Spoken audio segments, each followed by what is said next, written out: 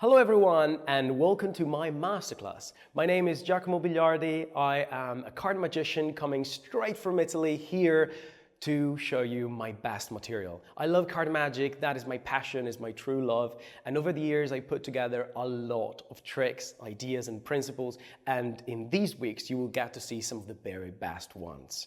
We're going to spend together 2 weeks plus one Q&A that we'll share together live, and I'm so excited really to share with you all my best creations. You will find tricks, ideas and principles and material that not only you will be able to perform very quickly, because a lot of this stuff is almost hands-off, but I really hope that this material will spark your creativity in new and interesting way. So we're just about to start, and right before that I thought to do a little warm-up as they're getting everything done.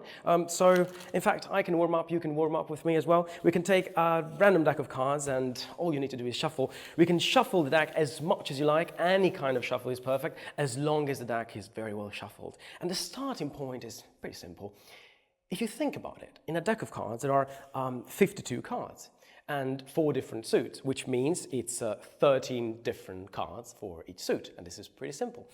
But if you think about it, if I think of any value, let's say I think of the value 6, for instance.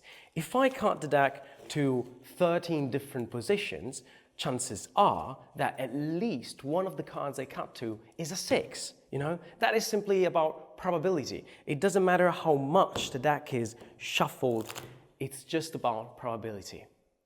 Now that makes sense. But what makes no sense at all is why in the world, if I cut the deck to 4 different positions, I do get the 4 aces.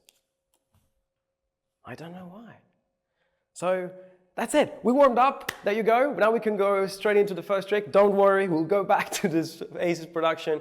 I wanted to start with something quick just to wake you up. Now that we're very awake and ready to start, let's go into the first performance of pieces. We're going to use one card for this. So I just run my thumb here. You're going to say stop. Say stop. Stop. Right here. Let's use this one. You can take a look. Actually, I can see as well. Okay. King of Diamonds. Yeah, you can let them see. It's a normal card. Fantastic King of Diamonds. I want you to take it in your hands. Okay. And to fold it into quarters. And actually destroy it. Yes, do it, do it, fold it. It doesn't need to be a perfect fold as long as you know, like it's... Don't worry, it won't be. It's good. And meanwhile, I take another item which we really need for this, which is a lighter, a lovely lighter, right? Yeah, lovely. Sorry, That's great. I see you're very invested into this. That's great. That's well folded. Is it good if we trade objects? So I'll give you the lighter, you Thank give me you. the card. Great job. Thanks. First time I've been trusted with one of these. Watch. Ooh. Yeah, this is a better. 2 pieces. Yeah, definitely 2 pieces. I will make more. Okay. 4. That is definitely 4 pieces. 4 pieces Yeah. of the King of Diamonds. Now, normally at this point, people are very sad because they were like, oh, the card is now torn into pieces. You can see like the edges where you tore the card. It's very sad. But you know, it's still the same card technically. Sad, yeah. It's just as, you know, split into components. Yeah. But we will try and use this. Can you pass me the lighter? Sure. That's great. We'll try and do this. Do you know what fire does to paper, right? Yes, I do. It burns it. It destroys it completely. Normally, at least. Because this wouldn't happen today.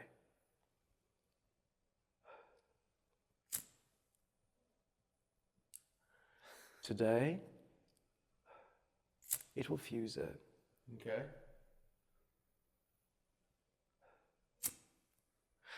It's very hot.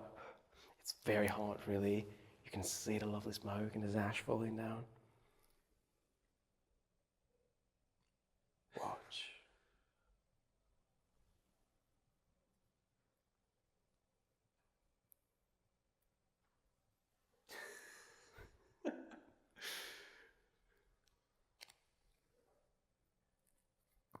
That is genuinely amazing. Can I have a look? There you go. The card you folded, we tore the card. You can still see the tears. Maybe you should get a zoom in on that because that is genuinely amazing. You can still see the tears, the hole in the middle, everything is still burnt, but the fire restored the This paper. area here, where it's actually burnt together. That is so cool. Ah, thank you.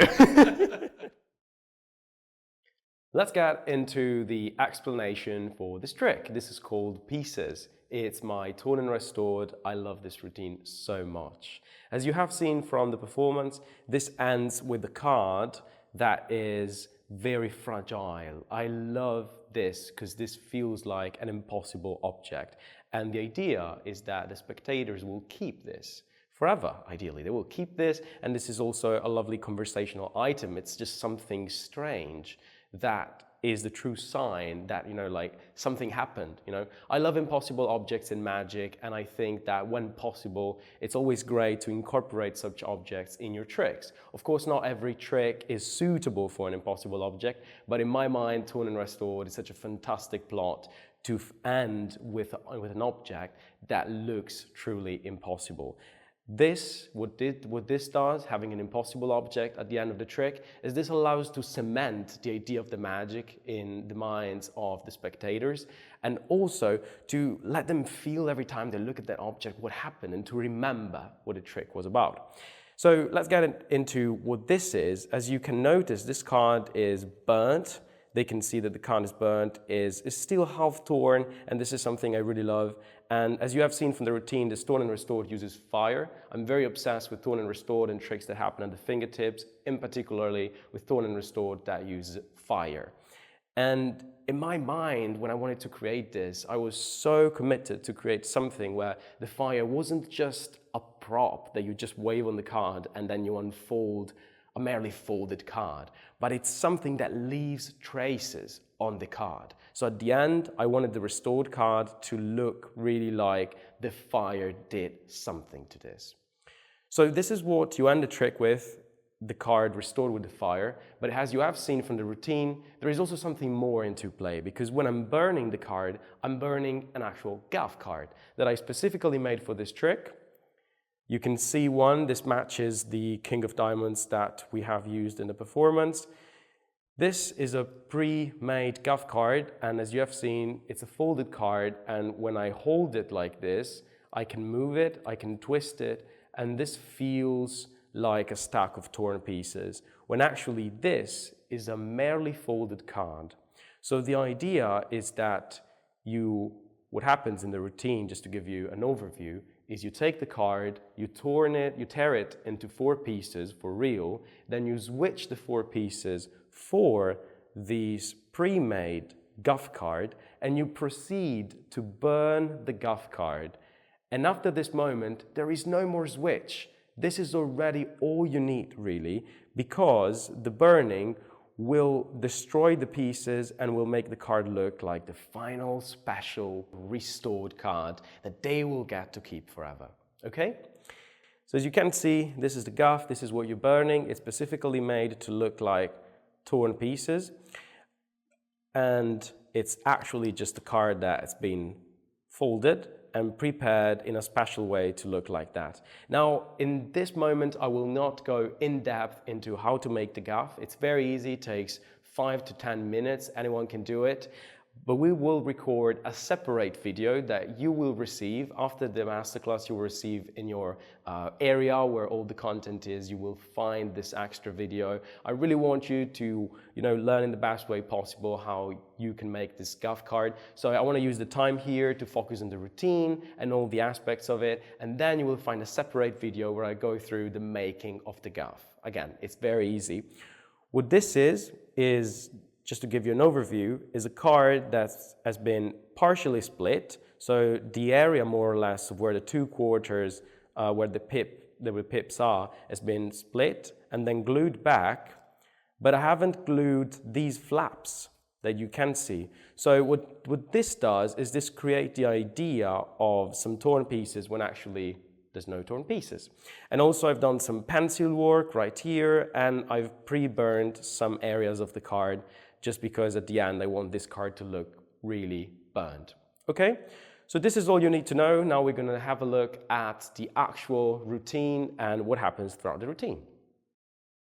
So all you need to perform pieces is the guff, a lighter, and a deck of cards. Doesn't matter if it is complete or not, as long as you know that, in this case, the King of Diamonds is present in the deck. So the card that matches the guff you have prepared. This means you can perform this routine with virtually any deck of cards, any borrowed deck of cards, as long as the deck of cards you're using is matching the back design of the guff you have, and the card that matches the one of your guff is present in the deck. Because simply all you're carrying is this card around, and if you're carrying it in red bicycle back as this one, you can just do it with any red bicycle deck.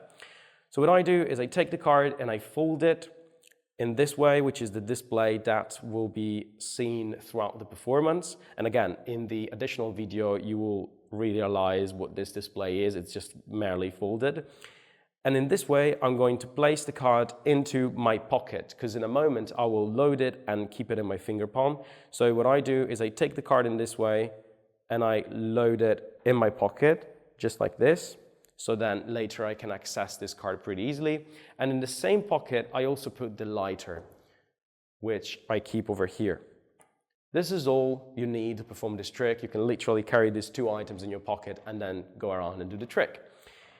You get the deck, the King of Diamonds, I already prepared it on top. What you are about to do is you are about to force the King of Diamonds. In this case, we can just go through like a simple riffle force. So the card is in the middle. I keep a break just on top of the card. And what I've done is an overhand shuffle, and the first card, I'm just keeping it jogged close towards me. And then the rest I'm shuffling on top. So then I simply can lift up everything there at the jog, and I can keep a break on top of the King of Diamonds. Then I simply just riffle my thumb along the edge here. Somebody calls stop, and when they do, I lift up at the break, and this is the riffle force. So I have the King of Diamonds, they take the card. I can leave down the deck, or I can give it to another person, or I can put it in the box. You don't need the deck anymore. The person now is taking the card. I now ask them to fold the card into quarters, and they do it. So the card is being folded into quarters by them. And what happens is, as they fold the card into quarters, and you don't really need this fold to be precise, so you don't want to care about that much, you're going to access the pocket and you're going to take out the lighter. And in the action of taking the lighter out, you are going to keep that folded card in your palm. So what I'm doing is I have the guff here in my palm, in my finger palm right here, sat into this position, and the lighter is just on top. So when I go in the pocket, I take the card in my palm, I keep the lighter, I take the lighter, I take it out, and again, you don't need to care if you're taking it in the right way or in a different orientation like this. You can always use the other end to just show the lighter, show it's real, it works, and that's it. It's pretty easy. So you have the lighter here. The card is being here in your palm, in this position. The lighter is here. Once the card is folded, you all trade objects. So you take back the card and you give them the lighter. And now you have the card. Now, one thing important to mention, if you think that the person you're performing this trick to, you don't trust this person for folding your card, or you see the person is very uncomfortable with a deck of cards, don't let them fold the card.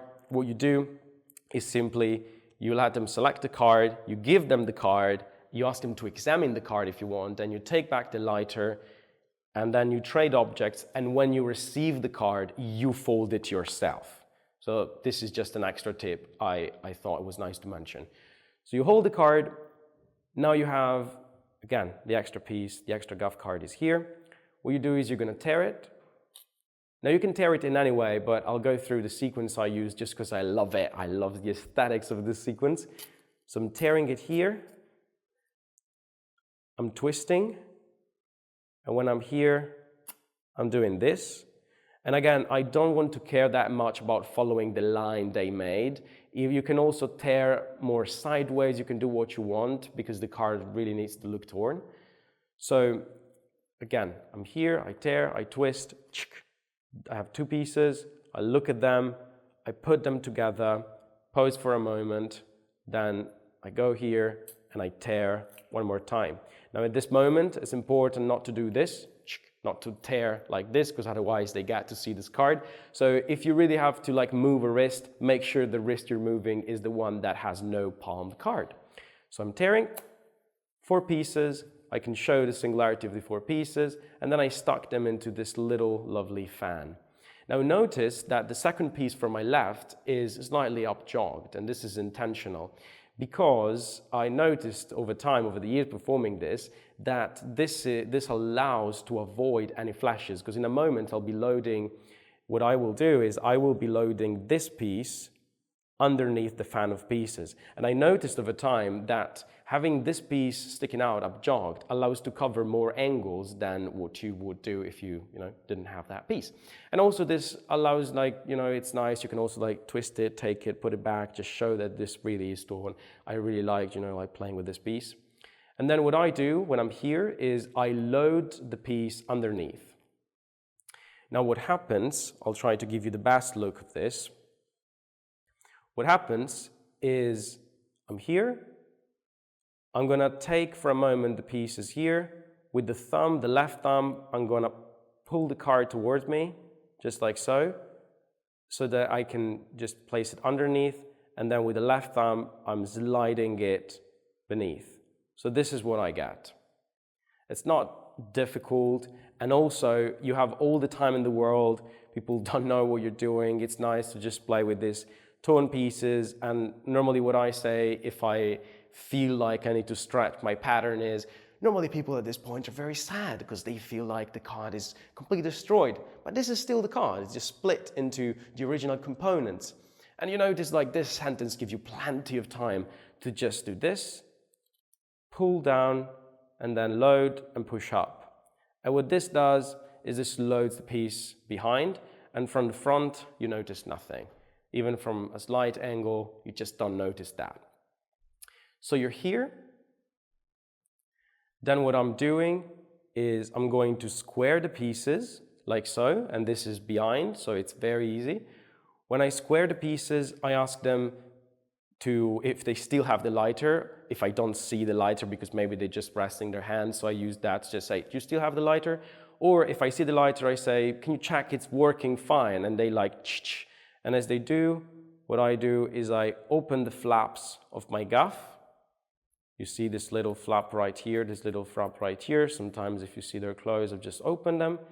And I keep the cards in this way, the little stack of pieces, I keep them in this way, such as that my fingers right here are covering this side, the side right here, it's kind of covered. And then what I do, so what's going to happen right now is I'm going to switch the 4 pieces that they see for the gaff card right behind. And you notice they have the same configuration. It's king diamonds is the same thing they see before and after the switch. The switch looks like so. So I take the cards, and what I do is I ask you for the lighter. So I say, can you give me the lighter, please? And I do the switch. And now the switch is done. And what I have is still something that looks like torn pieces, but it's actually my gaff. So I want this, I just ask for the lighter, and then I do the switch. This is the back view of the switch. What I do is I ask for the lighter, and I move my hand forward. When it comes back, I just put it here, I lock the view, nobody can see a thing, my angles are great. And then what I do is I push these pieces right here. So with these 4 fingers of my right hand, I'm just pushing all the pieces right here. They contact my finger palm already, and then with my left hand I regrip the card and it's here. And I love this. I love this more than just leaving the card here and then pushing, because otherwise it feels like the card is whoop, popping out, like so, which I don't like. I really love having the retention of vision of this, asking for the lighter, and then doing this. It feels like the card is always into view, but actually it's not. So again, one last time I go for the lighter, I push, here I get back the pieces, and in this action I get back the lighter, so they have the lighter. What I do is I ask for the lighter, they give me and then I switch, and I take the lighter, and right now the trick is virtually done. So what you do is you now have the lighter, and what I'm burning for this card is I'm burning this side. So I'm just doing it right now so you get to see. I'm burning the bottom right corner right here. And again, you can take your time with this one. Of course, it's important you keep your fingers closed on this hand because you have the pieces, but nobody will care about that because your both hands are, like very committed, and this is all in the lighter, this is all in the card, so it's very natural. I burn this bigger piece here, which makes a lovely big flame. And then I do like so.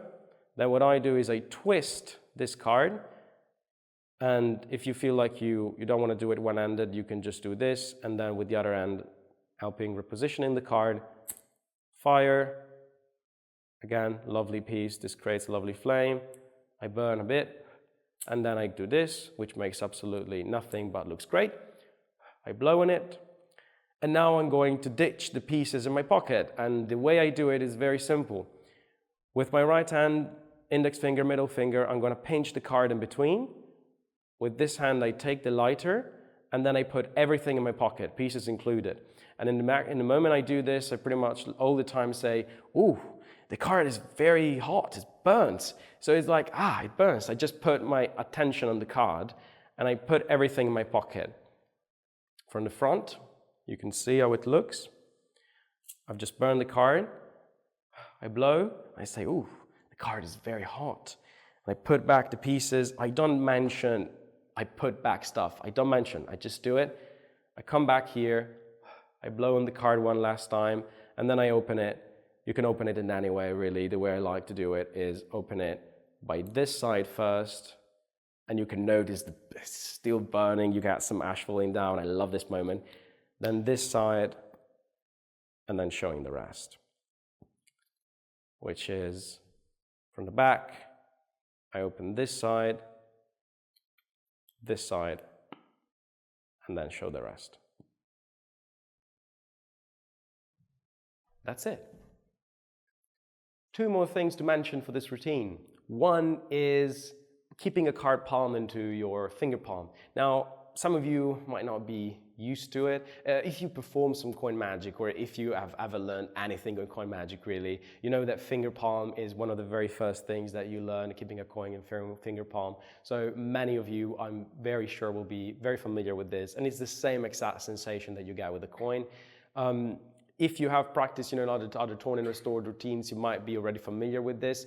What I recommend, if you are not familiar, is what every coin magician recommends for coin magic. They always say keep a coin palmed in your hand and do stuff in the hours, go for a walk. That makes you feel comfortable with a coin. This is the same thing I would recommend you, which is just fold a card, keep it there, and do stuff around in the hours, have a walk, and that will make you feel more comfortable when you then have a card palmed. The second thing is also both of your hands need to look the same. So you don't want this hand to look closed and this hand to look like this. So just, like acting like this, keeping the lighter and do all this stuff, because this doesn't look right. What you want to do is having both hands look the same and just acting in the same way with both hands, from the start to finish of the routine. Even at the end, when you burn the card and then you ditch the lighter and the pieces, after you do that, you don't want to just open your fingers and go crazy. When you finish, when you want to open the card, rotate it, keep your fingers closed, keep the same exact position and give it to them. And then after that, you can relax because the routine is over. This was one thing I wanted to mention. The second very quick thing is for the switch. So you notice here I have the cards, I have my little fan of cards, the gaff card is loaded behind, then I square, and I do the switch. One thing very important for this switch is the use of the body, and I love these things in magic because I think they make a huge difference. If you, let's say they have the lighter and you're asking for the lighter and they give you back and you do the switch and you stay like this is looking bad. The best way to make this is to go towards them, is to be very open with the motion.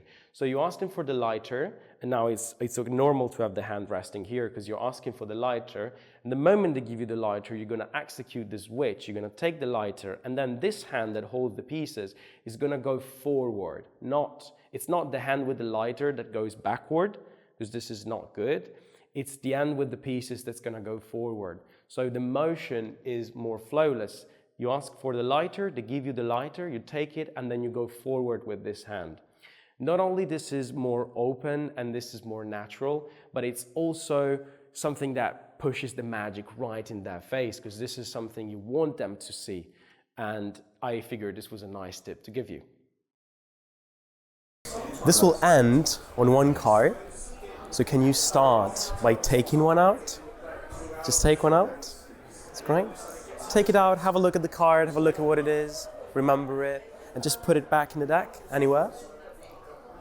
Yeah, square it in and create some chaos. Shuffle. Shuffle the cards.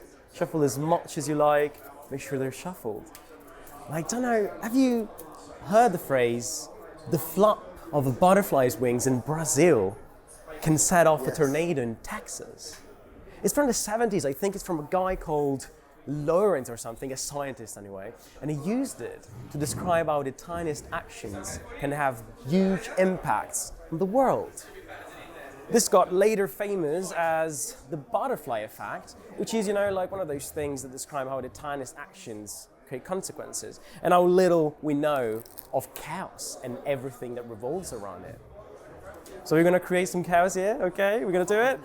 Just going to give you some cards, you can hold on them, and in fact, you can turn them face up. Yeah, that's great. You're going to put half of the cards more or less down here on the table. Wonderful. And I'm going to put here. Oh, 2 queens. Yeah. Lucky. Not a trick, but lucky. A simple action. Some cards face up, some cards face down. A flap of the wings. But in a moment, this becomes chaos. All the face-up cards going into the face-down cards. Are you ready? Yeah. That's great.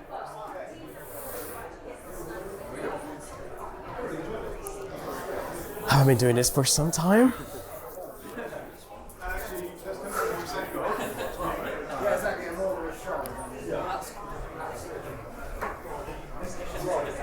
The King of Diamonds.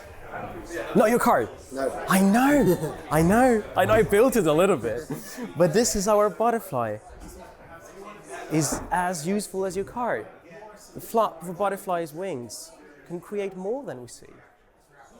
Consequences we're not even able to explain. This means that when this card is face up, all the cards in the deck will be face up as well. Do you believe it's possible? It would be incredible. I see. Just to prove you, that's why your card will be different.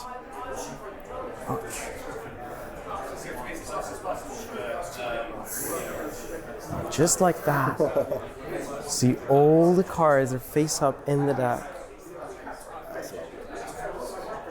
What card are you thinking of? 3 of Hearts. 3 of Hearts. There you go. Thank you. That's brilliant. You have just seen the performance of the butterfly effect.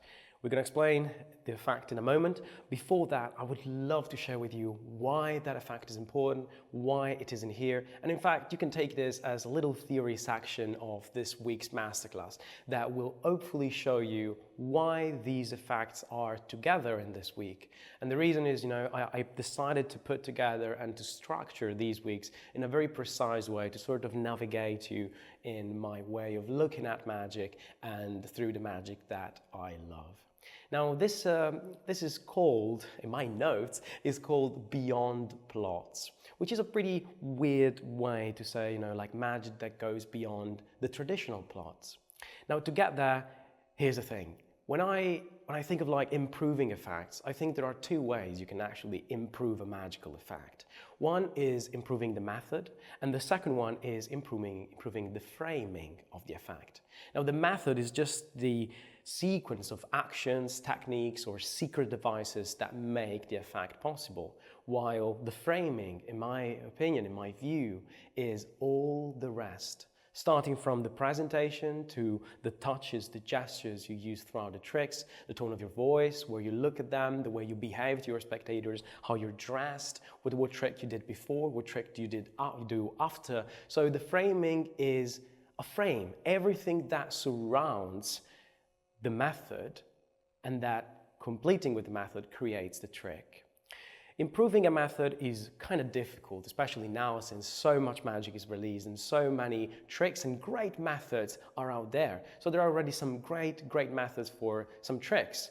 And improving a method from start to finish is not an easy thing.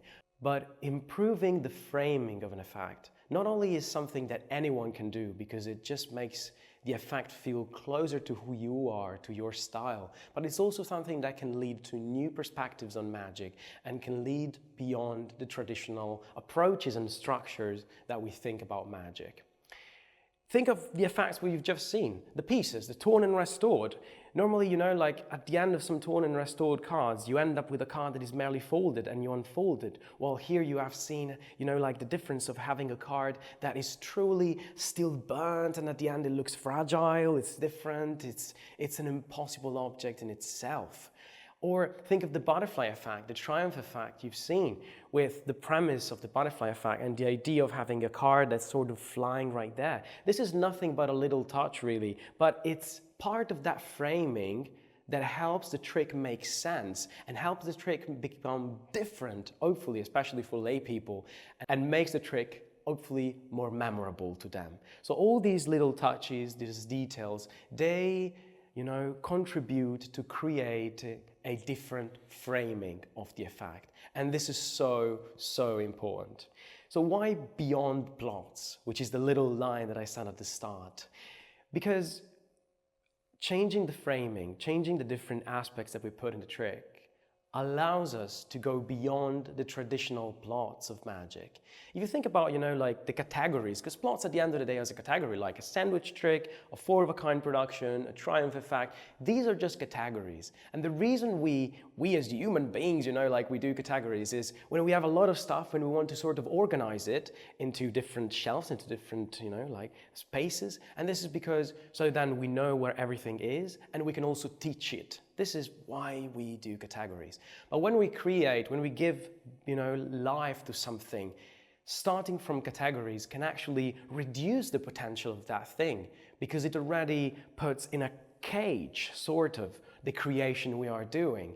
So the idea of going beyond plots, and I really hope that with these tricks that I'm presenting to you in this first week of the masterclass, I'm really doing my best to show you how going beyond plots can hopefully give a new perspective, a new fresh look to some of the magic.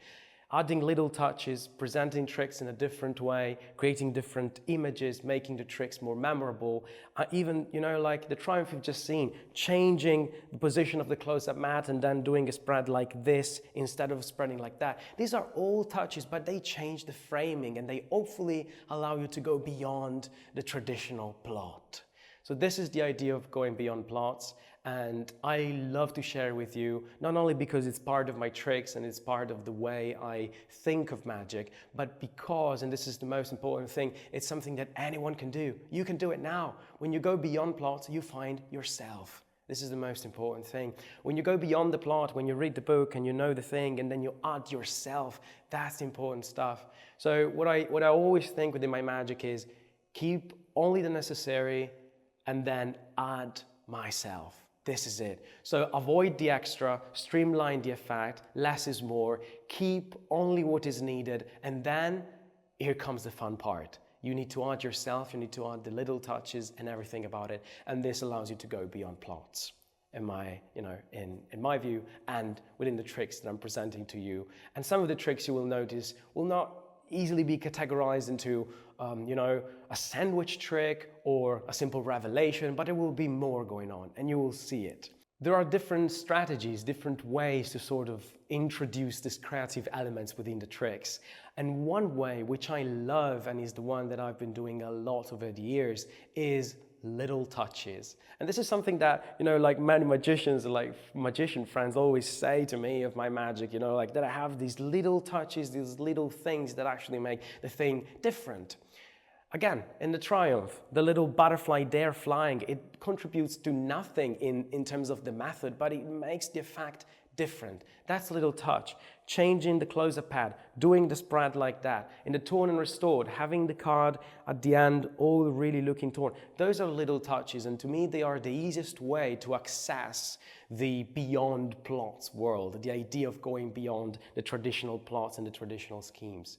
Now, little touches for me can do one of four things, or even more than one, but can do one or more of these four things, which is making a magical effect more memorable, more fooling, more realistic, or more relatable. This is the four things that, in my view, little touches can do. More fooling, perhaps, because a little thing like when you, in the torn and restored, burn a card that looks really torn and you burn it and they can see the torn paper, that makes it more fooling, more relatable in some other ways, because even like this, the butterfly that's flying helps making a card trick, which is something that is not super accessible for everyone, helps it making more real, more, more like closer to them. It's just a butterfly there. They can smile at it. Whatever their age is, they recognize that it's an image, it's powerful. So little touches can make the trick more relatable. Little touches can make a trick more realistic, like when the card is restored at the end of pieces and it's still a bit burnt. That is more realistic. It's what the fire would do if it really restored the card. Or they can make a trick more memorable. And this is such as, having an impossible object at the end of the trick. People just bring it home, just leave it there. This creates a memory. And this is something they will remember. They will remember of that. They will remember of the image of the butterfly, and this will access the memory of the trick. So these are the four things that little touches can do. Throughout these tricks, you will see many of these touches, and I'll let you know, like these moments, these elements, but I'm very sure that you will be able to recognize them. This is all I had to say. Now let's go into the explanation of the butterfly effect. The butterfly effect. This is a triumph effect, is my take on the triumph plot, and it uses a stripper deck. This is the truth. It uses a stripper deck, not in the traditional way in which we normally use a stripper deck for a triumph effect, which is for, like stripping the cards when they're face up and face down, but just to do a single part of the method, but in this way it becomes very, very clean and very, very hands-off. So what happens is I have my deck of cards, stripper deck right here, and what I do, let's pretend the spectator is facing me so you can have an idea, a very precise idea of what's going on. I just spread the cards in this way, and what I say is, this will end on one card, so can you start by taking one out?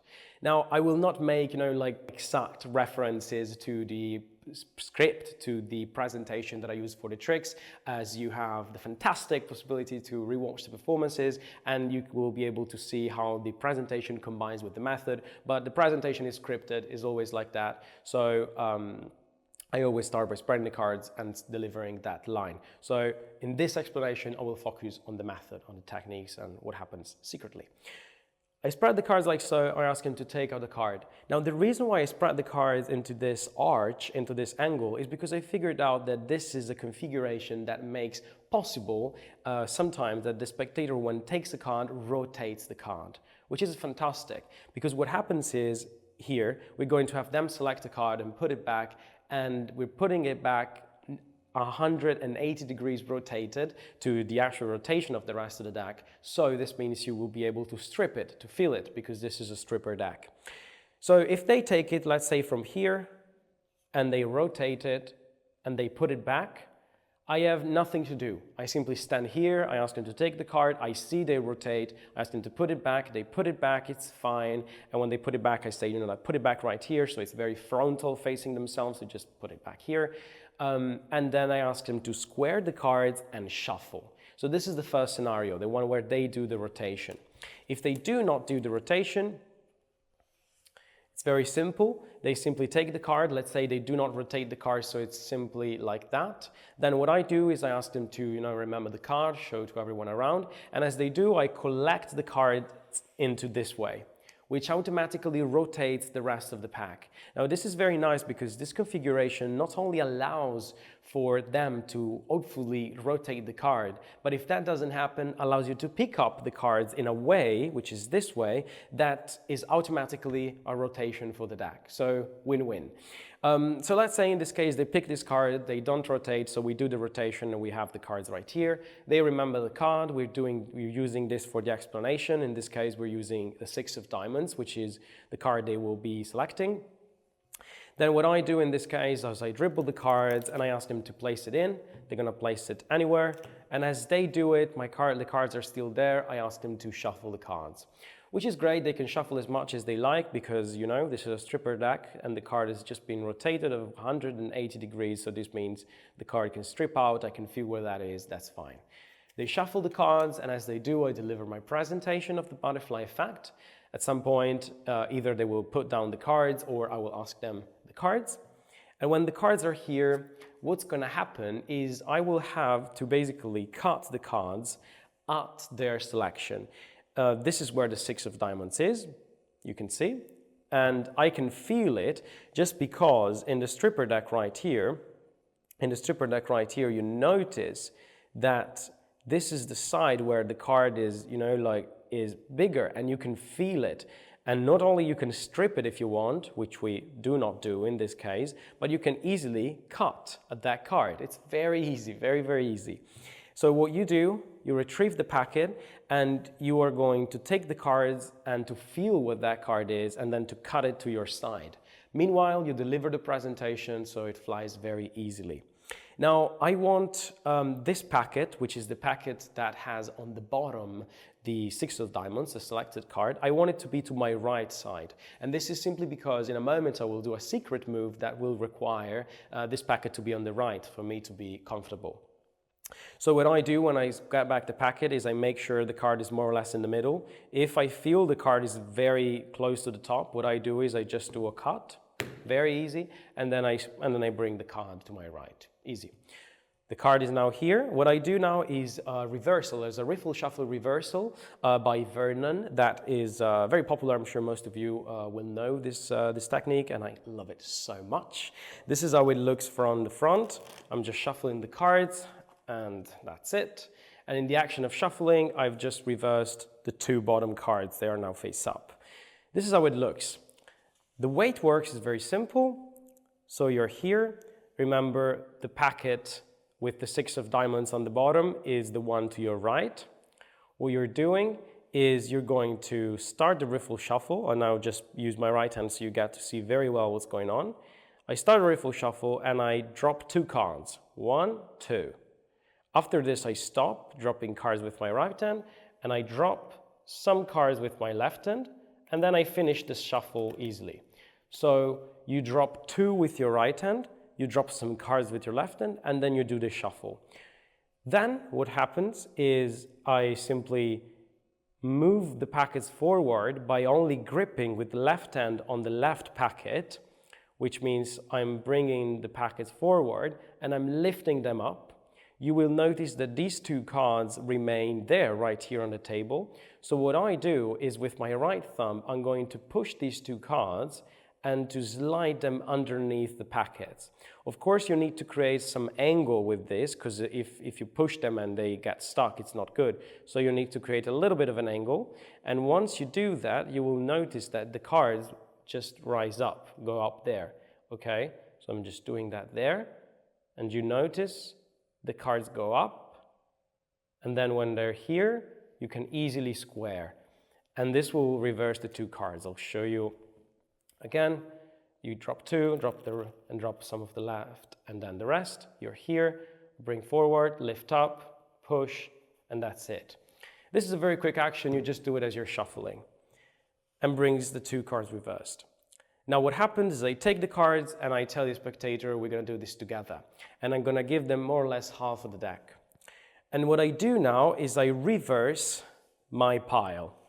So what happens is this is the deck you have. The 6 of diamonds is their selected card. It's the second reverse card from the bottom, but you don't really care about that because you don't need it now. I'm here, and I'm talking to the spectator, I'm giving them more or less half of the cards, and in this action, I'm reversing this packet. I love this move so much, and it's very natural. It just makes you like looking as if you were looking for the middle. You don't want to spend a lot of time here, but it's just this, looking, and then I'm giving them this packet, and this packet I'm bringing it down. What this does is this reverses all the cards, and these two are face down. Then I ask them to turn the packet in their hands face up, and I say, in a moment, you're going to take off the cards and bring them down here on the table. And this move is pretty important. What I'm doing, remember I'm here in this position, what I'm doing is I'm randomly inserting my pinky into a random spot right there, and then I say, in a moment, you're going to take off the cards and put it there, and what I do is I do a slip cut at the break. So I peel with the thumb, I do a slip cut at the break, and then I set this pile on top by keeping the break. So now I have a break in between these two portions that look face down but are not. In motion, it's like this, you're just pointing and doing. Then they take the pile, place it right there. You take everything on top of your break and put it down, and as you do it, make sure not to put it like this, because otherwise you flash those face-up cards, so you want to be gentle and precise. And I'm coming closer with my body so I can also lean forward and take their packet. This is important. The second packet, you're going to take it from their hands because you don't want them to put it on top and flash the cards. So I take their packet, I place it here, and then I leave there the last packet. And the confirmation, like the position of the packets, you can do the one you want as long as you can see the 4 packets being face up, face down. Then what I do is I square everything and I do a riffle shuffle. I just cut to a random position and I do a riffle shuffle. And this looks like the cards are mixed face up into face down. Actually, you know they are not, because this is what really is going on. This is their selection. This is a random face down card. The rest is all face up.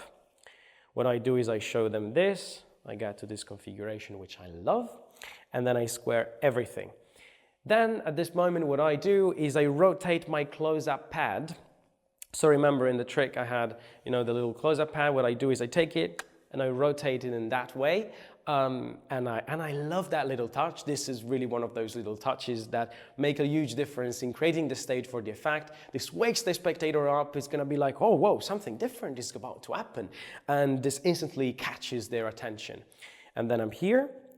And I act like something big is about to happen. I'm like this. I say, I haven't been doing this for a while. Then I take this card and I name it. I turn it over and I say, 2 of hearts. And this feels like your card is a 2 of hearts. But of course, I'm not saying it, 2 of hearts. And instantly they'll be like, no, this is not. And because this is not their card. And at this point, it's like, oh, okay, all good, no worries. I knew it, it's fine. I just want you to feel how important this card is. This is what I say. I just want you to feel how important this card is. Because I take it and I say, this is our butterfly. And I start doing this. And I deliver a few lines of the presentation. And now it's very sweet. Take your time with this moment. Don't rush through it. Take it slow. This is the moment of the effect. This is the moment, the one they will remember. So I take the card by these 2 angles, I rotate it, and I gently, slowly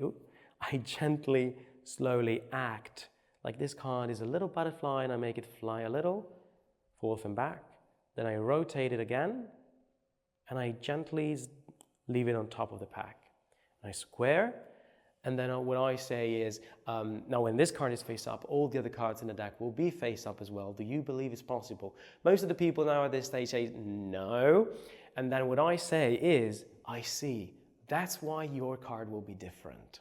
Because this also provides a framing for why the triumph effect should happen. Now this all makes sense. The butterfly effect, the idea of the domino, of everything as a consequence. This card being face up, they don't believe, and this is why your card will be different. And then I simply do this, and this shows the cards be all face up. I just run through all the cards, and at some point there will be their selection. I slide it, and I reveal it. And that's the end of the trick. One single thing on this, This is a lovely, lovely thing, really.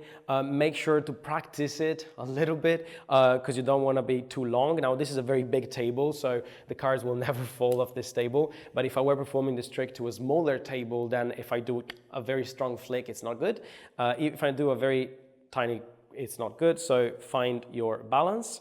And yeah, that's it. One last thing. Remember, you're using a stripper deck just for that moment where you're lifting at the card. So if throughout the effect, with all the shuffles you do face up, face down, you will start feeling, you know, the edges of the stripper deck, you know, like some are in some orientation, some others are in a different orientation. Just don't care, because you use the stripper deck just for that reason. And then, yeah, you get to this moment, you do the flick, you show all the cards, and you get to this last one, you reveal it, and that is the end of the butterfly effect.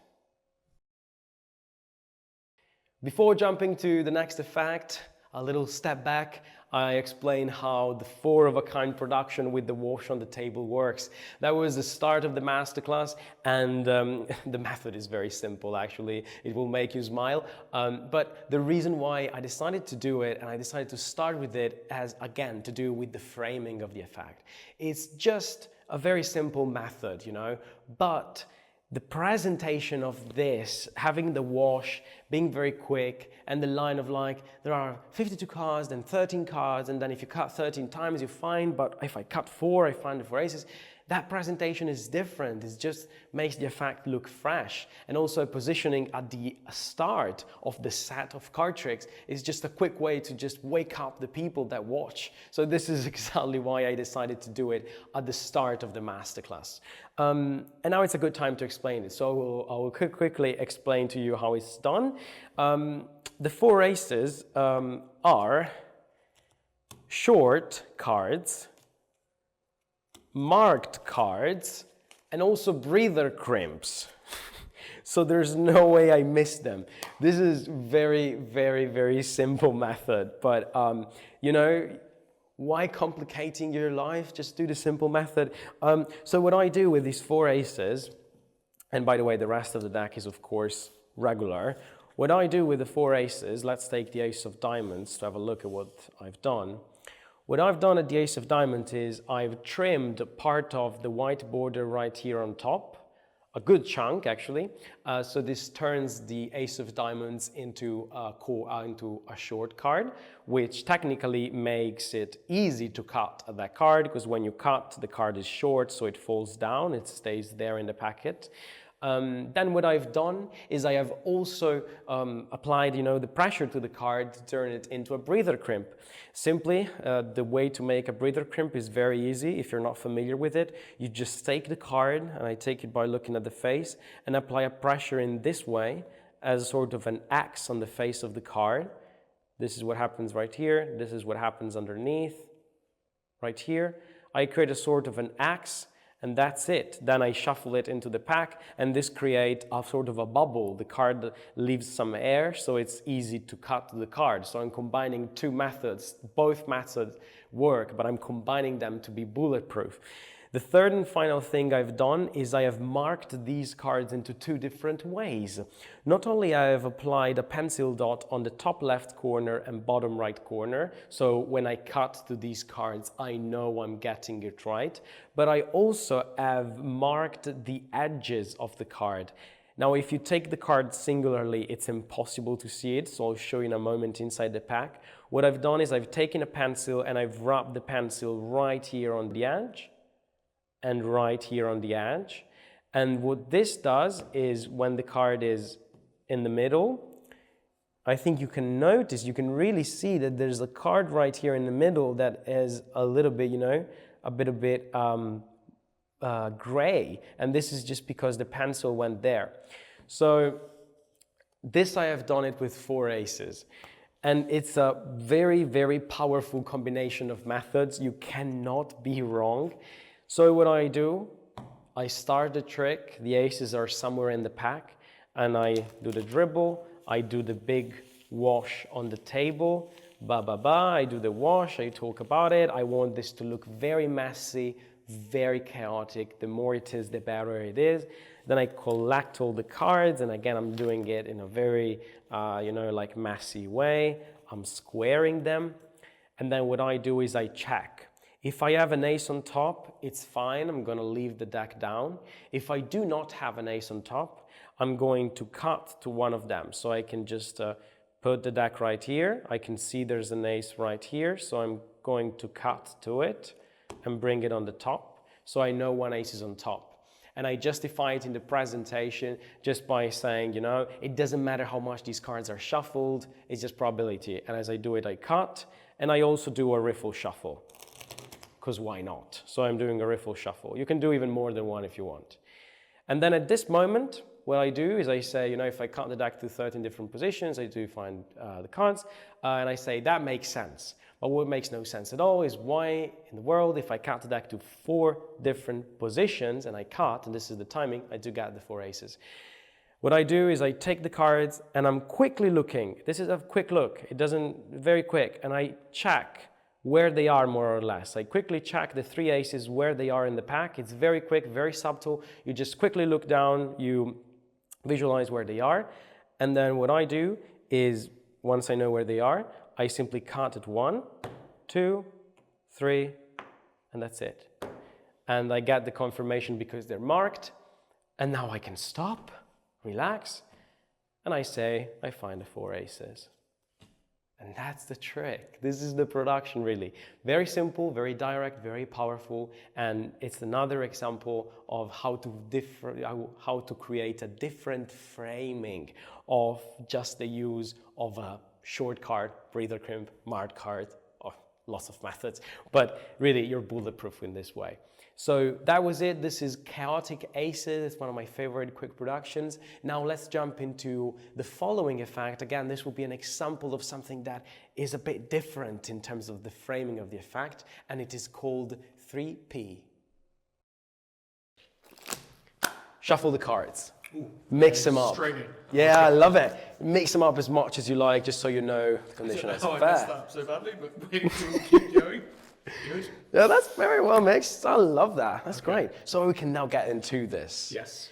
And this will be about a few cards and about a few secrets. Okay. I'm going to keep 3 secrets Right. in the form of playing cards. Okay. So let's see what we get. Going to take out 1, 2, and 3. There you go. Pretty easy. Feels very mysterious. I know. Actually, let me, I'll change this one. Yeah, I'll change this one for, let me see, I think this one is nice. Yeah, can work. So I have these 3 cards, my 3 secrets right here. Now, of course, George, you don't know what these cards are about, don't know what they are, right? That is completely true. Which I have is no idea. great, because the less we know, the better it is. There's just one thing I want you to know about the cards, and it is they are number cards, more or less around the middle. Right. But the rest, you will tell me. In fact, you will tell all of us, because the question for you is, what value is this card? What value is this card?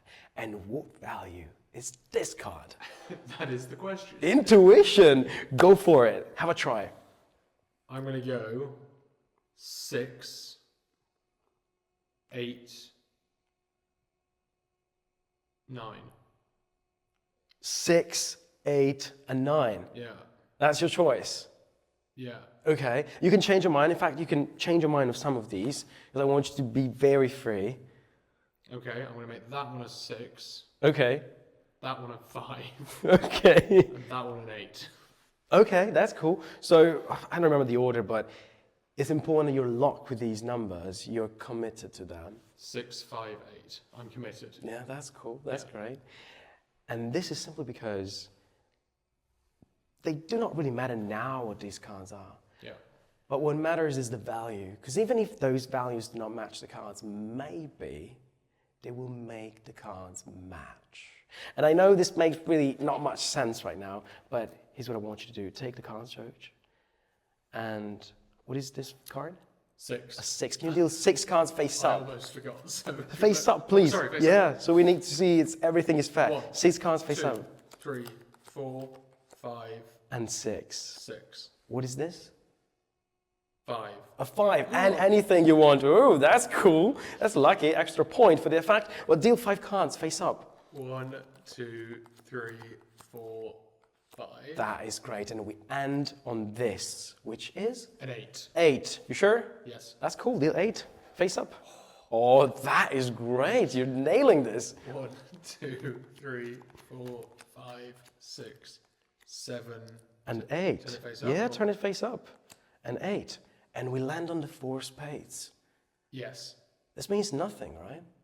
No, but it was a very fair selection procedure. I know. You shuffle the cards, you have 3 cards in front of you. You name some values, some numbers, any numbers. In fact, you even change your mind. I did a lot. And we get to this card. Yeah. Remember, one thing I told you was even if the values do not match the cards, maybe they will make the cards match. Yes. And you didn't know how, like and you I'm gonna don't hate know how, but you got to the 4 fours just like that. I'm genuinely fooled. That's very good. And I really did make life difficult, didn't I? By changing my mind. Or so I thought. You have just watched the performance for 3P, which stands for 3 predictions, clearly. I love this trick. This is so different, you know. It's different because you don't really understand what's going on as a spectator in the trick until the last moment where everything makes sense and you just look back and you're like, wow, now I realize.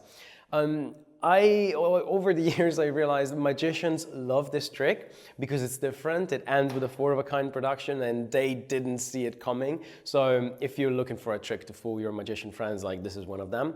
And it's not difficult. So I'm going to explain right now how it works.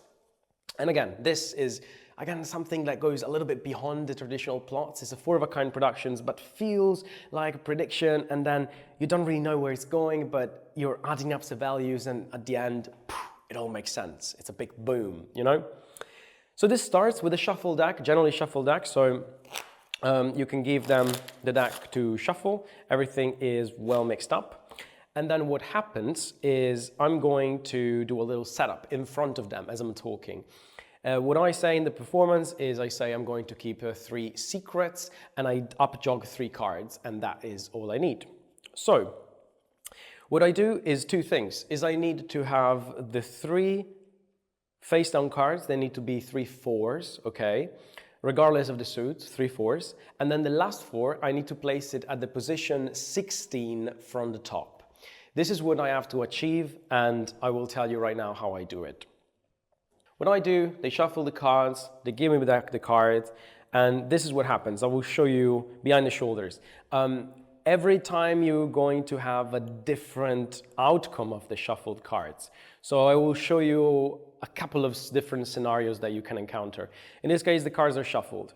This is what I do. I spread the cards, and I keep spreading until I find the first 4. There you go, 4 spades. From this moment on, I need to count up to 15, starting from the card that comes right after. So from the 8 of clubs on, I will need to count up to the number 15. As I do it, of course, I'm not counting out loud, I'm counting in my head. I am passing the 4 spades, I'm not up-jobbing it, I just keep it there. I need to count up to the number 15, starting from this card, the 8 of clubs.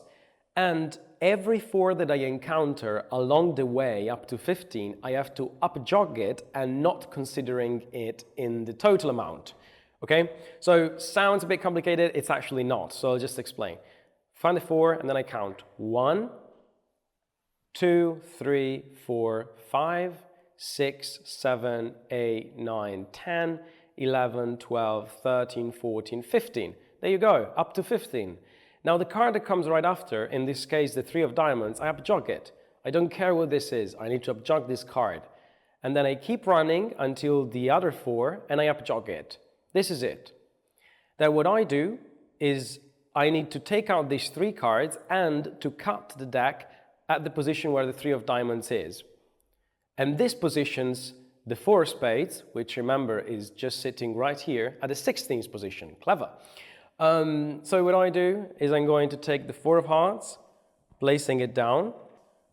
Then I take the 3 of diamonds, I place it down, and right now remember I have to cut at this position, so these cards need to be on top. So when I go back with this hand, I'm simply going to take the 4 of diamonds, placing it down, and then the cards right here, I'm leaving them on the bottom. However, you will realize that right here we have 2 4s and 1 3, so I need to switch this 3. So what I do is I act like, I look at the spectator, I'm like, look at me. Oh, actually, no, this card, I have to change it for another one. So I take the 3, I place it in the middle, close to the face of the deck, because I don't want to disturb the top order. I place it back, and then simply all you need to do is spreading, and the first 4 you encounter, you take it out. So in this case, the 4 of clubs, I take it out. That's it. This is all. And what this does is this takes out 3 4s from a shuffle deck, and this positions the last 4, in this case the 4 of spades, at the position number 16 from the top. I will run through a different scenario just because I want you to feel it, because there are many different possibilities, because the deck is generally shuffled. So I'm here. Let's do one more time. I'm spreading. I encounter the first 4, so I count up to 15. So I count 1, 2, 3, 4, 5, 6, 7, 8, 9, 10, up to the jack of clubs. Then 1, 2, 3, 4, 5. Then I up-jog the 9 of clubs. And then I keep going until the last 4. I put down the 4. Then I run a bit of cards right here. I put down the 9. I take the 4. I put everything on the bottom. And then I'm going to switch the 9. I'm not showing the face of this card, but I'm going to place it back and to take out the first 4 that I encounter. And that's it. And this does the entire setup. So you have these 3 cards right here. The last 4 is at the position number 16, the 4 of clubs in our case.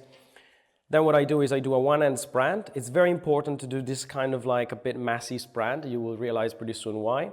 And then what I do is I say to the spectator, these are 3 cards. And again, I will make reference to the presentation just for the aspects that matter to the method, because the rest you can see in the performance.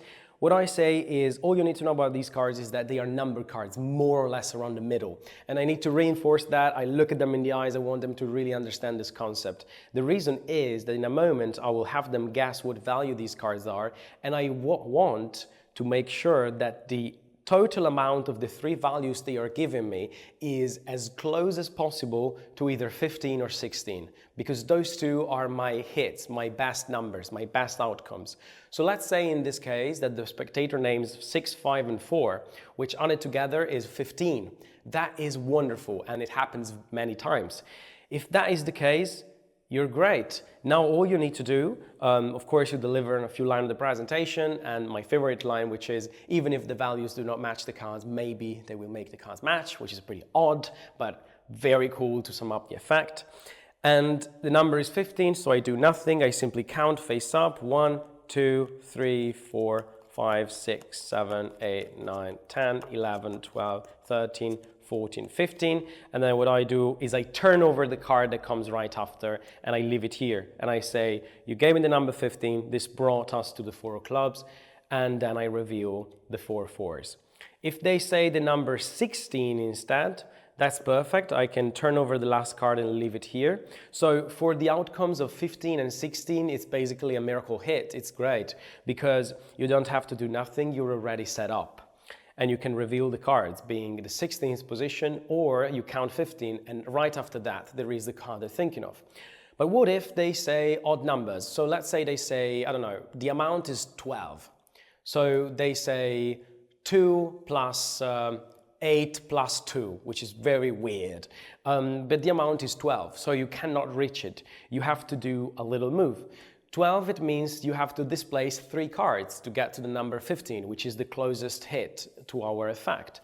So I have to remove 3 cards from the top and bring them to the bottom. If I pass those amount of cards, then I'm set. So what I do when they say numbers, let's say they say 2, 8, 2, I say perfect, brilliant. And what I do is I spread the cards and I give them in their hands, and that's it. I've displaced 3 cards in this action. Let's do it again. You can see when I scoop the cards with my hand, I'm going to visually look where the 3 cards are, and I put my thumb right there so I can scoop and give them the cards, and then I act like I forgot those cards. I don't explicitly say, oh, sorry, because I don't want them to remember this. I'm like, oh, and I pass them the cards. So the cards are now in their hands. They are going to do the count. This is for a lower number. Let's say that instead the number is, I don't know, 18. So if the total is 18, you know you need to displace 2 cards from bottom to top to reach the closest miracle hit number, which is 16 in our case. So I have to bring 2 cards from the bottom to the top. What I do? The same thing. So I just scoop everything right here and I give to them the cards.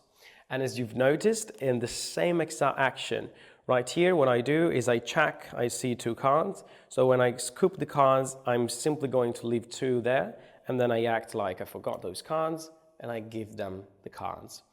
And then they count up to 18, which we can do right now. So 1, 2, 3, 4, 5, 6, 7, 8, 9, 10, 11, 12, 13, 14, 15, 16, 17, 18. They find the 4 of clubs, and this is perfect, as then you can relieve the remaining 4s, and you produce the 4 of a kind.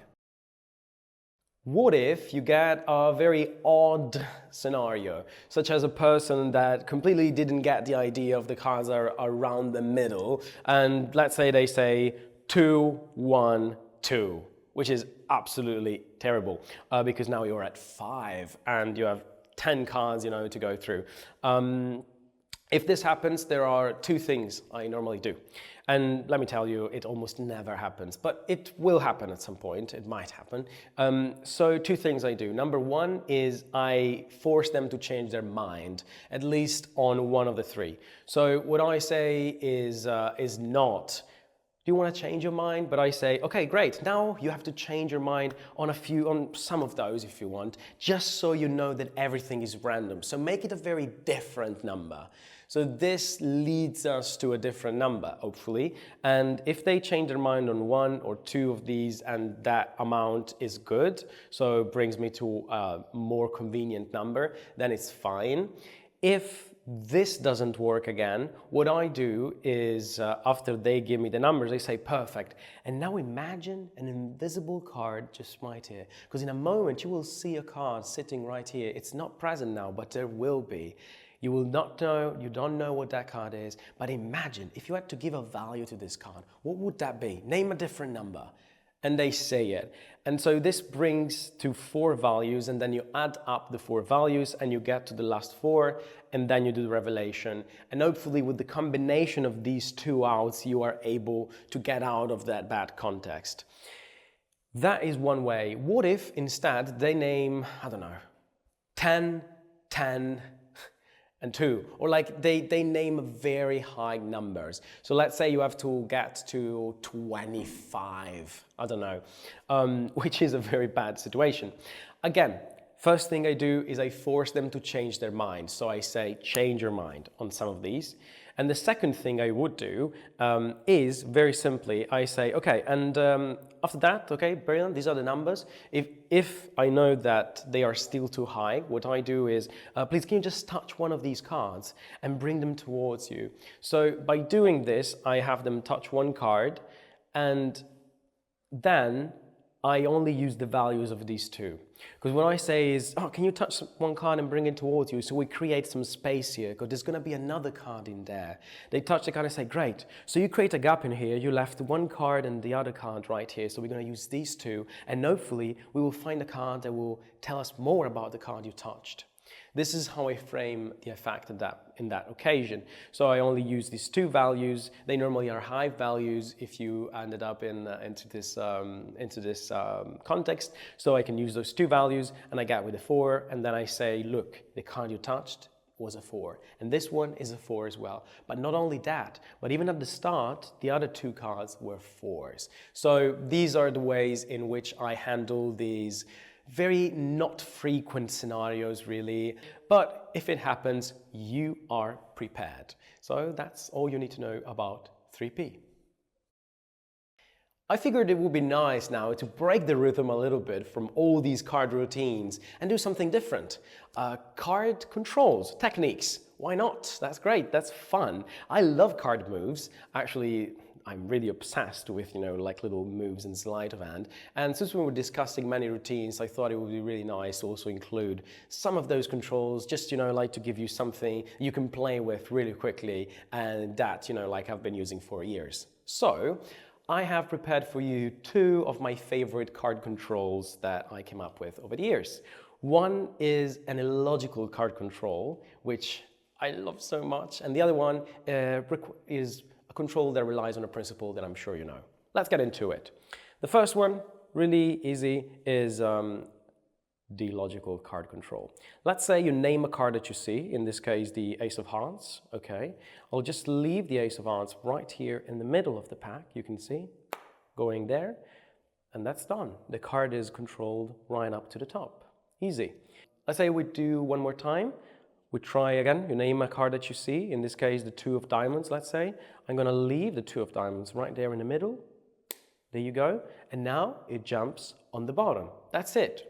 These are two quick demonstrations of this control. What essentially this is an open pass. You're simply doing a pass openly in front of them in a way that makes me feel so happy because I'm doing the technique in their face. It's illogical because the move happens right in front of them. It's not hidden.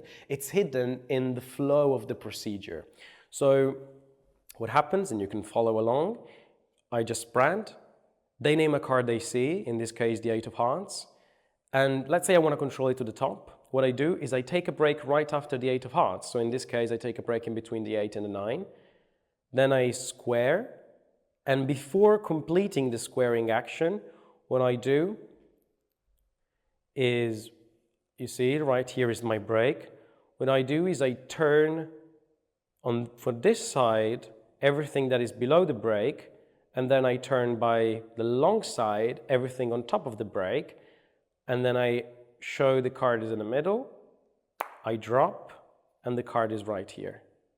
So again, I spread, let's say they name the Eight of Diamonds, the Ace of Diamonds, I take a break right below it, I square, everything below the break, I just rotate it by the short side, everything on top of the break, I rotate it by the long side, I show it's in the middle, and then the card is on top. If I want to control it to the bottom, let's say they name the Four of Clubs, I take a break this time on top of the 4, so in between the 4 and the Jack, right here, I square, then I do the same exact thing, and the card is on bottom. And the only thing that matters is the flow. Eight of Spades, just leave it right here, and it's on top. Only thing that matters really is the flow of the action. This is the illogical card control. I love it so much.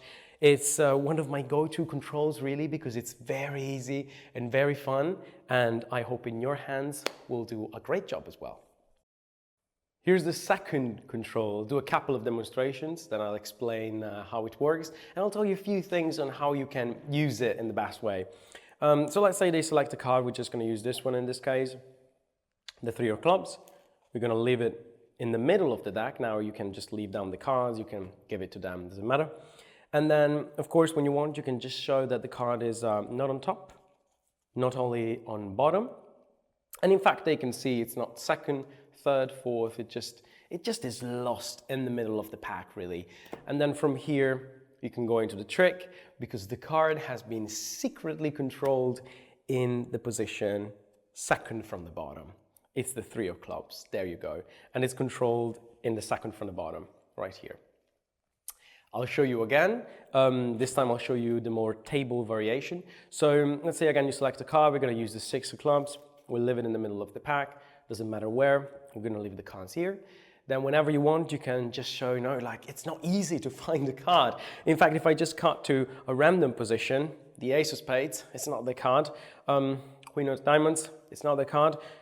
Not even the 7 or not even the 4, the Jack, it's, I don't know. It must be somewhere in here, I don't know where.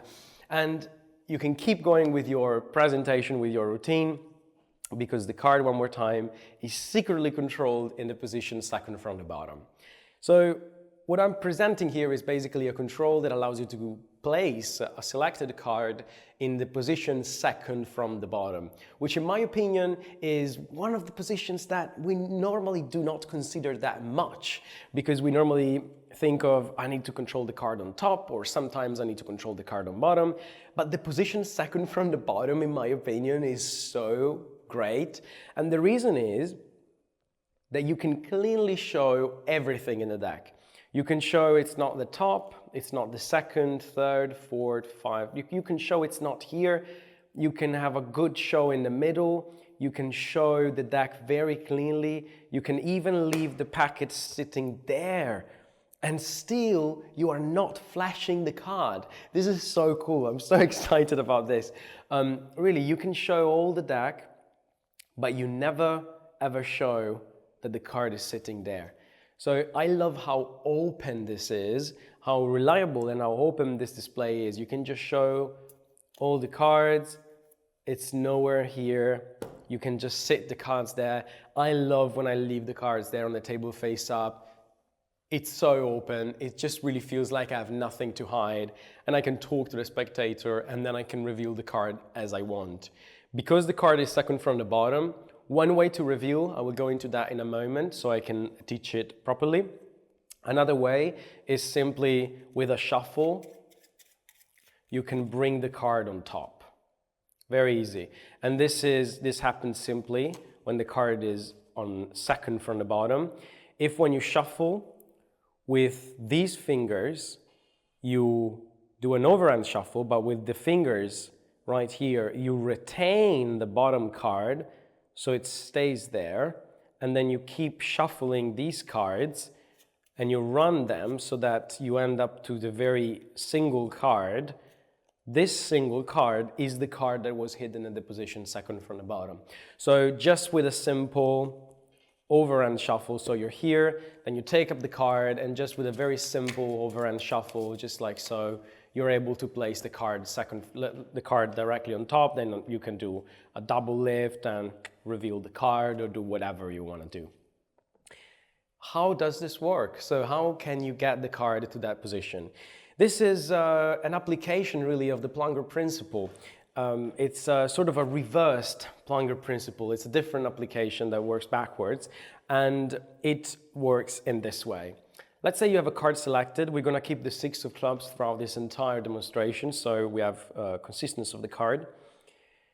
The card is placed in the middle. Then when I'm here, what I'm doing is I have like the magician pushes the card in. This is important. And when I'm pushing it in, I'm doing two things. Number one, I'm keeping the deck with a very tight grip. So with my index, I'm pushing there. I'm pushing the two sides. I'm almost a little bit bending these cards. I don't want to have like a super strong grip, but I need to have anyway like a strong grip on the card, a solid grip. And then when I come here, I'm going to do one single strong tap like so. And what this does, if you notice, is this creates a lovely up jog of the card that is just below and just above the selected card.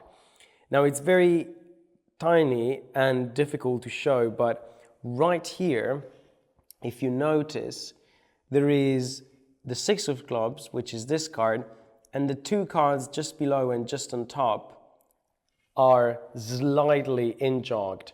So this means, you know, like the 6 is here, and the two cards right below and right above are slightly in-jogged. Show you again. Placing here. When the card is here, I give my tight grip and push everything in. Now what this does is this creates the in-jog, and if you try and lift up, you don't really have to think about it. You just feel it. You have to lift up, and the first thing you can feel, you're going to lift up right here at the card that is hiding secretly your 6 of clubs. It's not, again, it's not really something you have to put a lot of thought into. You just have to lift. So I'm here, I push in, this is the display, and now if I lift, I'm here, and here's the 6 of clubs, okay? 1, 2, 3. Then what I do at this moment is I normally, with my left arm, push back some cards to create a more messy display, and the in jog will stay in place, which is very cool. So what I do is I create a little bit of a massive display, and then I can even leave the cards down here on the table, and I can talk because my in-jogged cards are still into play. Then, as you have noticed from the two demonstrations that I have just done, there are two ways to get into the position of the controlled card. I'll show you first the tabled version. From here, what I do is in the conversation of saying it's very hard to find your selected card, what I do is I first cut to that which is the position that I feel, and I know this is where the 6 is. So I just cut and show you it's very hard to know where the card is.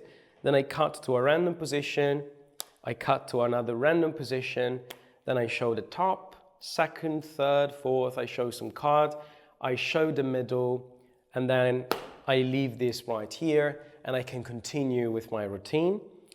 And the 6 of clubs, whoops, it's right here. The second way is in the hands, and again, you're gonna push the card in, leave the cards here, or if you're not doing it with the table, you're just gonna, again, leave the cards in your hands. You can chart, you can rest your hands down, and then whenever you're ready, what you do is this. It's a way to show that the card is not on top and not on bottom. So what I do is I'm going to, with my right hand, I'm going to lift up at everything here, and of course I'm lifting up at the position of the in-jogged card that sits right underneath the 6 of clubs. And in this moment, I'm going to show that the top card is different from the 6. And what I do is with the left thumb, I'm going to peel the top card of the packet, and then I'm going to rotate it with the help of the other packet. And I'm going forward with my body, with my left hand, I'm showing that you see the card is different. And then when I'm coming back, I'm going to place this packet with the top card, with the new top card, on top of the other packet and show that the bottom card is different. Then I can turn this over, and if I want, I can do again this display, but anyway, the card will be controlled right here. And for this in the hands version is quite important, the flow of the action. So what you say is, you know, like the card is different from the top card and different from the bottom card. And when you turn over, you are set. The card is controlled down here. These are the two approaches to this control, which I call plunger control, because of the principle. That is very common in magic, and I'm sure most of you have already heard of it, the plunger principle, that in this way is used in a sort of a reversed way to accomplish this control. And these are the two variations, the in the hands and the table variations. Now, how to use this control in the best way, again, as I mentioned, with just an overhand shuffle, you can bring the cards to the top. But what I want to spend the last few minutes talking about to end up this toolbox section of card controls is how to maximize the second from the bottom position. Because it's a position we tend not to consider that much, but it can bring you to some very unexpected moments of magic. And in my opinion, the best moment of magic you can do is when you're here, to just do a double lift, to take their card, to fold it into quarters, and have that as the moment of the change. This is very powerful. It's, again, we're in the section of little touches and framing of the effect. We're going very deep into the framing, and this is a very strong little touch that, again, will really, really make you consider the card change, hopefully, in a way that is different and hopefully worth trying. So you're here, you're doing a double lift. So now right here you have the 6. What I'm doing is I'm taking this, I'm rotating my wrist because I do not want to show the other card. I'm setting everything here. Then I'm going to fold what now is the 6 into quarters without, of course, showing. And I'm going to set the card on the table. Then some time passes, and at one point I'm going to slowly bring the card closer to them. And then I say, in a moment you will unfold the card and you will see it change right in between your fingers. And they will take it, will unfold the card, and the card will change right there. Now, to me, this is a little touch, it's a little difference, but plays huge. Normally when we do a card change, you know, like the basic way, the first way we kind of think of is doing a double lift, then, I don't know, doing some kind of motion, a spin, and the card changes. But to me, the idea of having the card folded into quarters, sitting on the table or sitting in their hands, and having them unfold the card to show the change is much more powerful for a variety of reasons. The first one is this isolates the card, which is very important. It isolates the card, it brings attention to the card. Now the card is the center of the stage. The rest of the deck really looks different. These are two different items. This is the one we're focusing on. This we don't care. It's visually appealing, you know, like visually, this is the elements of attention in some way. So number one is this focuses on the card. Number two, this brings you to let some time pass in between the moment you show the card and the moment the card changes.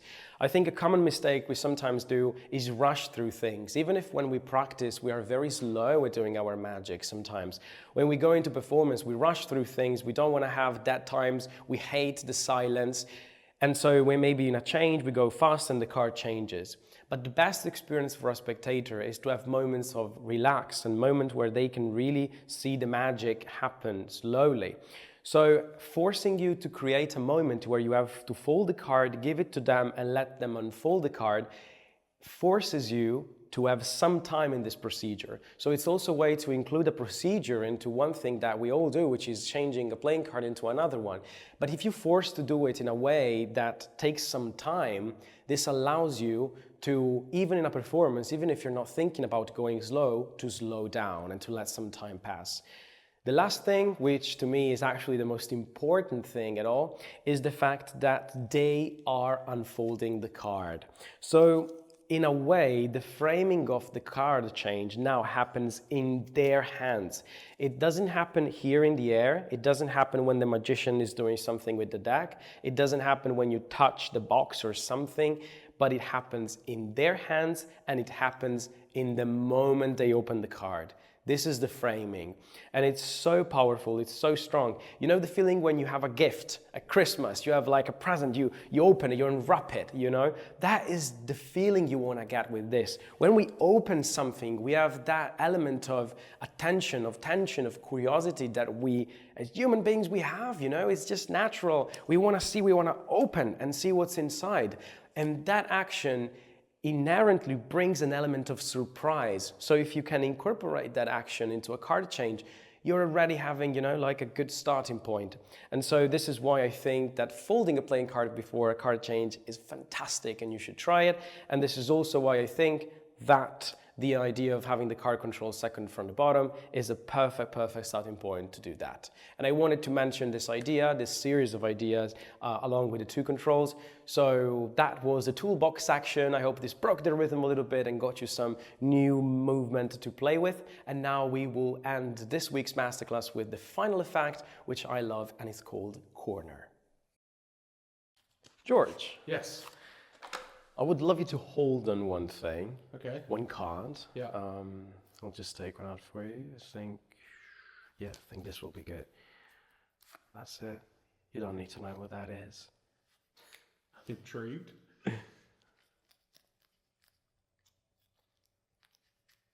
Just hold at your hand. Going to place the card here. You can curl your fingers around so it's there. You can just relax, it's fine. We're going to come back to it in a moment. Okay. Just remember that moment now. Yeah. Remember, you have a card there. And since you have a card in your hand, you're also going to have a card in your mind in some way. So you're going to select one of these cards. We're going to do it in a very fair way. So I'm just going to run my thumb here. And at some point you will say stop. And that is the card we're using, right? Okey-doke. So let's go for it. Just say stop. Stop. There you go. Remember this card? Yes. That's it. Was it enough time? You got to see the card, right? Yes, I saw it. Brilliant. I will leave the cards back into the box. It's not really that kind of trick where I do, you know, like things with cards. We'll just leave it right here. And now, let's get to the fun part. You've seen the card, actually. Can you imagine the card right here as if it was floating in the air in between me and you, right? Okay. But you didn't see the entire card, you just see the little corner here. So as you do with your phone, like, can you just zoom in? Let's zoom into the corner and just see the little corner right here, floating here in between me and you. Just Okay. take it. And can you imagine, like, the value, the color, the suit of the card written here? Yes. You know? That took a little bit of time, so I think this might be like a high card with many details. Yes. That's my concerns, but you know, I just see if we're playing with this imaginary pieces, that's probably a bit weird. So let me try and see what we can do with this. Yeah.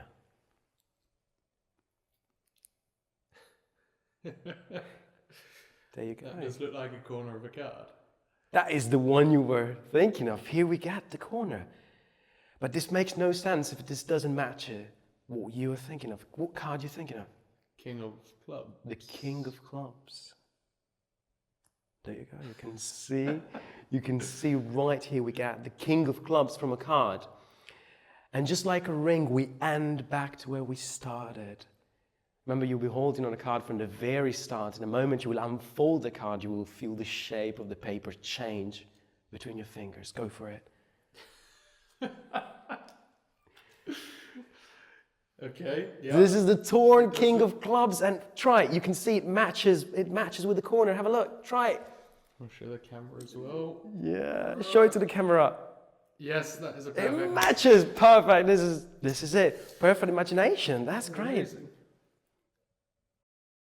Here we are to the last explanation of this first week's masterclass.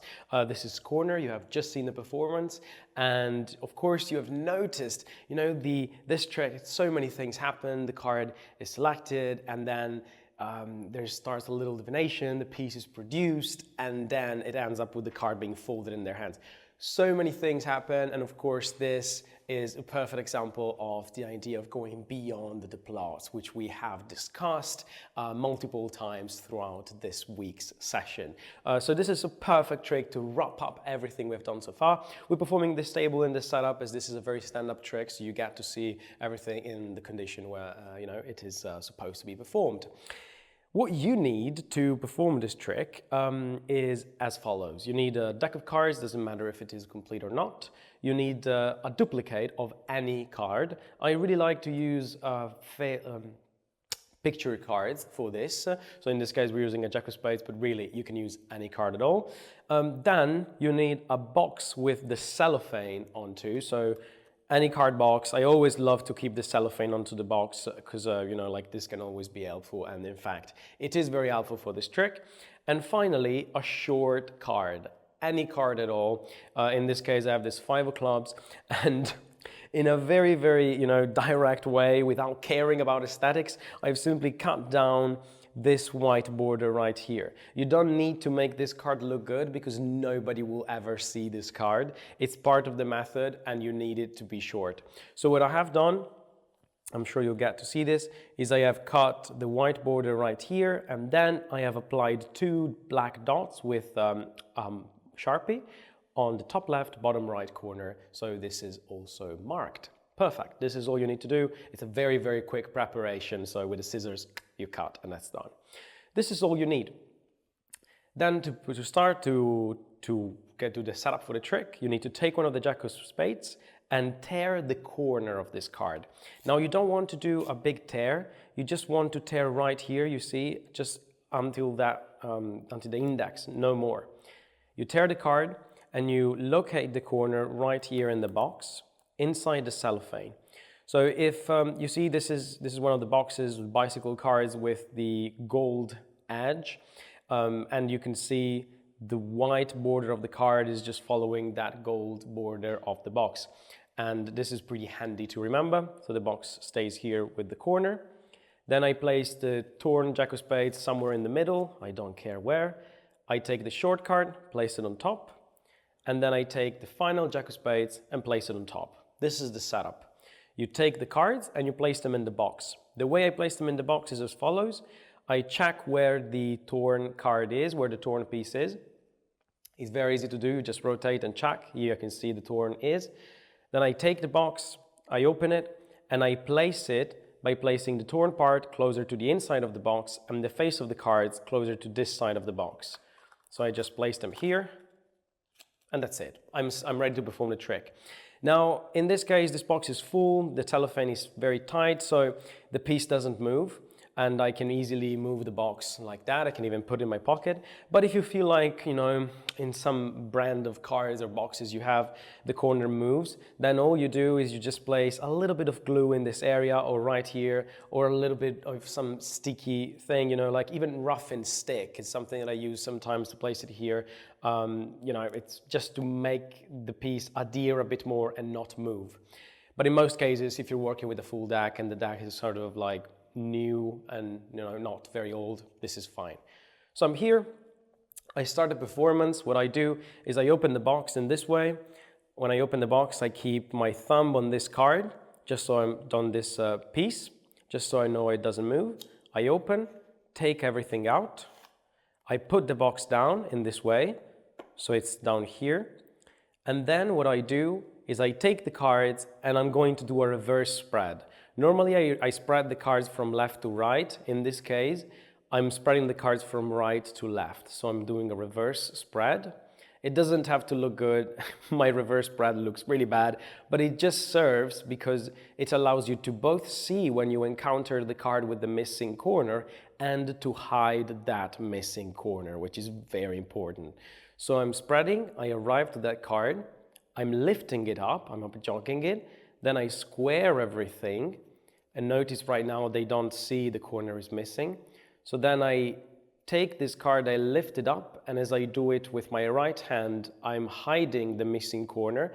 So I'm taking up and I'm hiding with these fingers. In fact, you cannot see the corner is missing. When the card is here, then I place it on the face. I'm going to put this down and fold it into half. So I'm folding right here.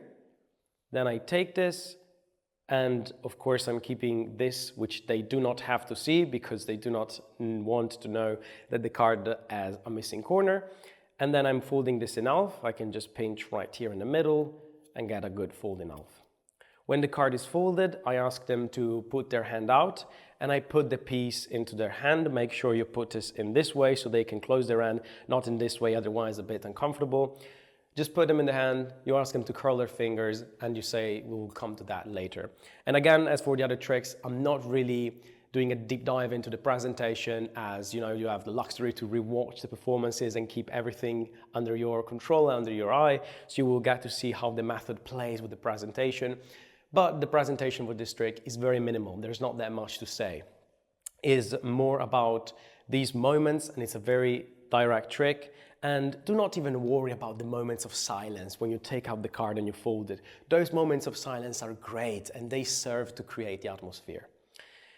They're holding on the card, they close their hand, they put the arm down, you don't care. What you do now is you're going to place the two cards that you have prepared on top in the middle of the deck. To me, the easiest way to do it is just do an overhand shuffle where I take around half of the card and I shuffle it in, and then I shuffle the rest on top. No need to take breaks, nothing. Now I'm going to force on the spectator the Jack of Spades from the middle. I'm going to do a riffle force, and now it's very easy and very fun, because since you have the Jack of Spades and right after the short card, you will be able very easily to just riffle to the side and stop when the short card is. You can see right here.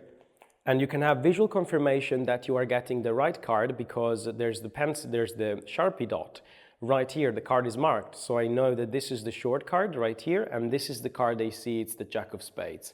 So what I'm doing is I say I'm going to riffle right here, and I do an example, and I say stop. And when they say stop, I simply let go everything up to that moment. So it's just easy. They say stop, stop right here. I just stop right here. I quickly look to see if I see the marking, so I know I'm good. And I say, please remember this card. Then I let everything go, and I now force my card. Then I take the deck into this way, and I'm going to place it in the box. And the moment I place it into the box, I'm going to load the torn pieces in the torn piece in my finger palm. So I'm going to take the card box just like this, and you notice the piece is still here. So I'm going to take it up, and immediately I put my thumb right here. The cards are in my left hand. So what I do is I put everything inside like so, and then I close the lid on top. And when it's closed, I'm going to push with the nail of my right thumb. I'm going to push the piece right here, just so my left thumb can take it and place it into finger palm. Just like so. 1, 2, that's it. And then I grip the box like so, and I'm going to place it on the table. In full speed, this is very, very invisible. You just close the box like so, and then you do the action and you place the box down. And that's it. Now I have palmed the piece. Right now, I'm going to take the piece. I just keep it in my finger palm. This is very easy, very comfortable. It's a very small piece, so it's very hard to flash it as well. I'm going to keep both hands in the same way. Remember what we said for the torn and restored, both hands have to look the same. What I do is I have them imagine the card, and then I say, oh, you actually seen just a little corner, so can you zoom in as you would do with the phone? I take with the piece, I play with it, the invisible piece, I place it here. I also do this little subtlety right here by doing this hand gesture, and then I just take the piece right here, imaginary piece, and I produce it. What happens is, this is a very simple coin production, very basic. I just do this, and the piece is produced. And you're right here. I pretend to take the invisible piece. I do this. Now, if the spectator is facing me, these fingers are covering this piece, so it's hidden. I just close the fingers, and then in a moment I open everything and they get to see it. I just want to make sure that they see the back of the piece. They do not see the face. So when I'm curling, when I'm opening, I'm reversing the piece with the thumb and index finger on my right hand. The piece is produced. They get to see the piece, the back. There's the first moment of surprise. Let it sink. Do not rush. And then I ask them what card they're thinking of. They tell me the Jack of Spades. And at that moment, I reveal this is the piece of the Jack of Spades. This gets a strong hit. This seems like the end of the effect.